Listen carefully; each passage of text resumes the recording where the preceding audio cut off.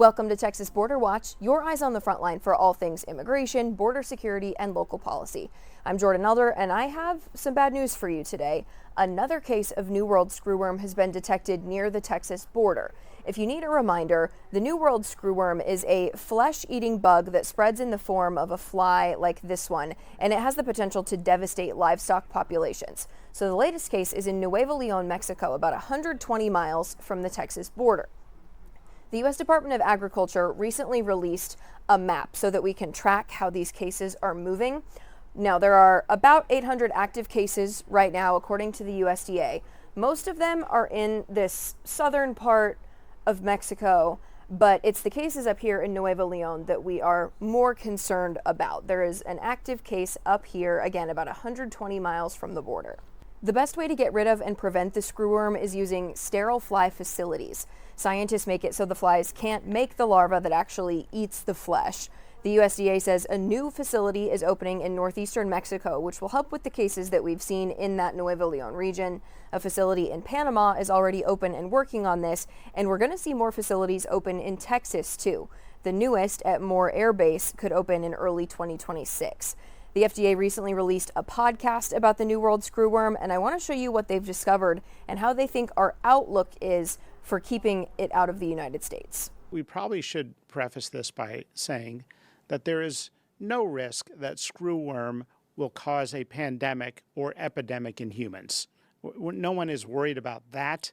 There are so many steps that need to take place, as you described, for us. The transmission pathway? Yeah, the transmission. You have to have an open wound. You have to have exposure to flies that are, infected with the larva that then can land. It would obviously start with a small wound or infection that would then continue to grow. So if this were on a human, you'd quickly notice a wound or something, but on an animal, it can go unnoticed. So this is really about protecting livestock and in a way that makes sense and in a way that follows protocols so that people can know that the system's working.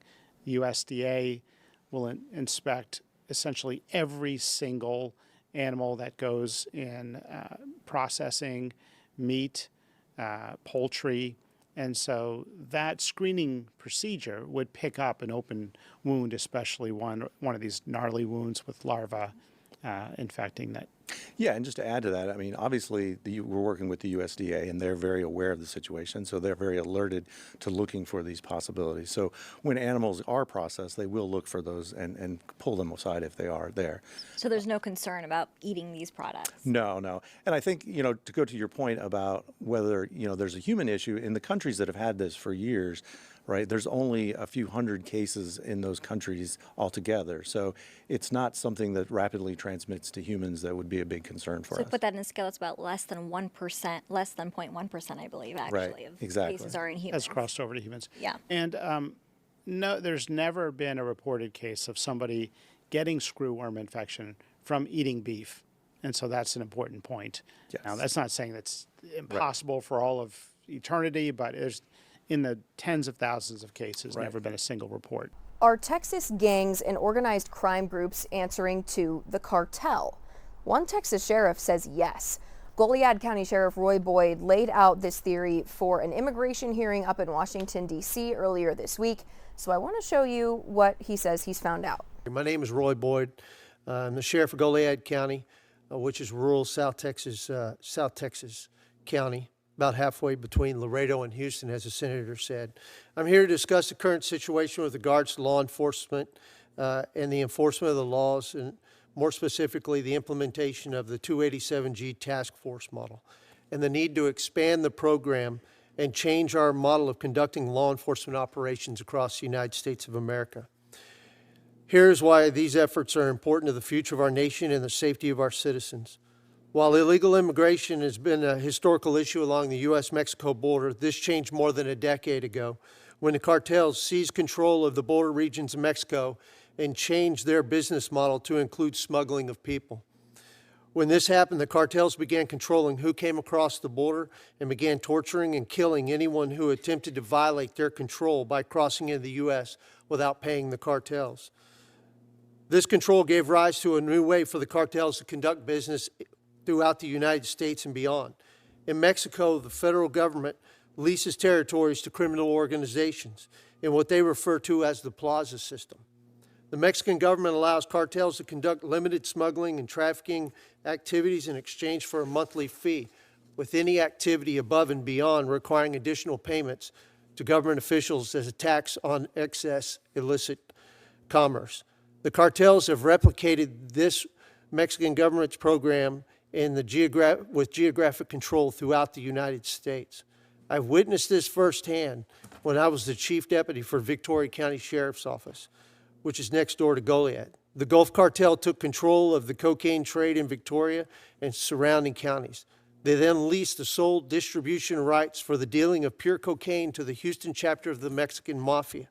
The Gulf Cartel then sent out people onto the streets to tell the other dealers that unless they were authorized distributors of pure cocaine, they would have to cut their product by at least 50% with inert material. After operations were underway, the cartel sent people back out on the streets to purchase cocaine from non-authorized distributors for the purpose of testing the product for purity. If the cocaine was without inert product, the dealer was given a warning about violating the cartel's control of the product within the plaza. During this time, we began to receive word from local cocaine dealers that local cocaine dealers were disappearing. Many families were not reporting their missing loved ones to the authorities out of fear of retribution from the cartel and the Mexican Mafia. In total, our contacts on the streets advised that at least 10 drug dealers had refused to dilute their product and had been disappeared, never to be seen again. Only one family went public and sought justice for their son. We never found him or discovered what became of him or his remains. If we are to succeed in this monumental task, this effort of defeating the cartels, we must restructure our law enforcement efforts.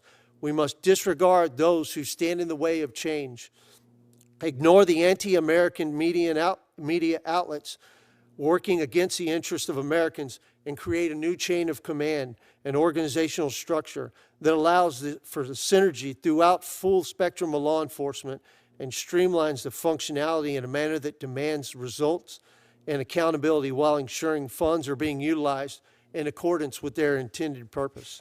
This purpose must be to defund and prosecute organized criminal activity throughout America, which will not happen if we fail to enforce our immigration laws and deport those who have violated our sovereignty and have placed themselves at the disposal of organizations who victimize our citizens.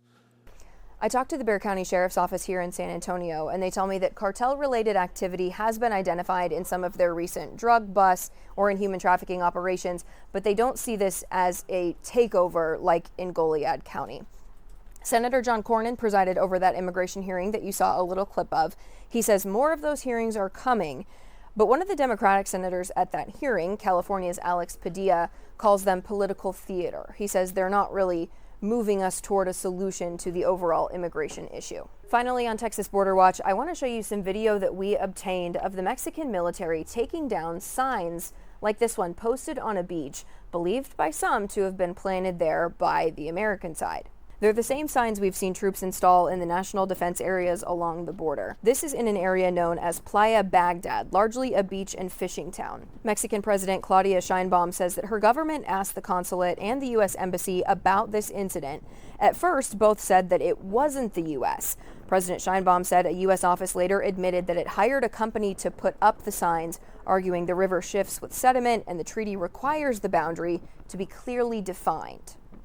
Again, the Mexican military took down these signs, but we're keeping an eye on this area for any new developments, especially because President Trump has said he has not ruled out military strikes in places like Mexico, Venezuela, countries that have been pushing drugs toward the United States. That's all for this week's Texas Border Watch. You can read more in depth on any of these stories on our websites, news4sanantonio.com and foxsanantonio.com. We'll see you next week.